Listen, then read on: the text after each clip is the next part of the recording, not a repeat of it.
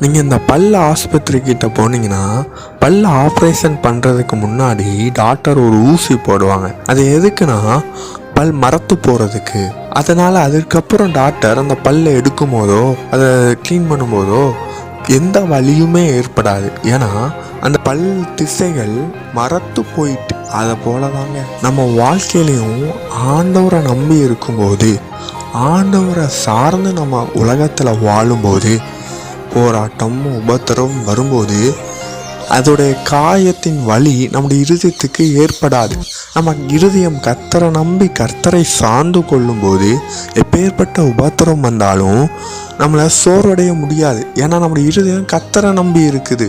தாவீது சொல்லுகிறார், எனக்கு விரோதமாய் யுத்தம் எழும்பினாலும் என் இருதயம் பயப்படாது. கர்த்தரை நம்புகிறவர்கள் அசையாமல் சீரியோன் பர்வதத்தை போல் இருப்பார்கள்.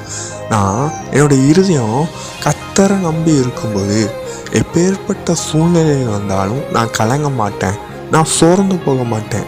ஆனால் என் இருதயம் என் திறமையோ என் பதவியோ என் பணத்தையோ நான் நம்பி இருந்தால் நிச்சயமாய் சூழ்நிலை வரும்போது நான் சோர்ந்து போயிடுவேன். ஆனால் நான் கர்த்தரை நம்பி இருக்கும்போது எப்பேற்பட்ட சூழ்நிலை வந்தாலும் என் இருதயத்தின் சேதப்படுத்த முடியாது, காயப்படுத்த முடியாது.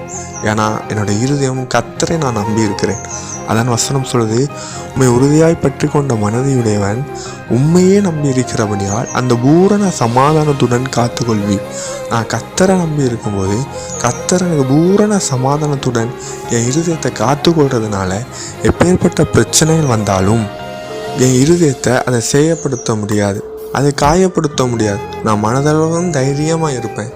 ஏன்னா என் இருதயம் கர்த்தரை நம்பி இருக்குது. கர்த்தரை நம்புவோம், தைரியமாக இருப்போம். ஆமென்.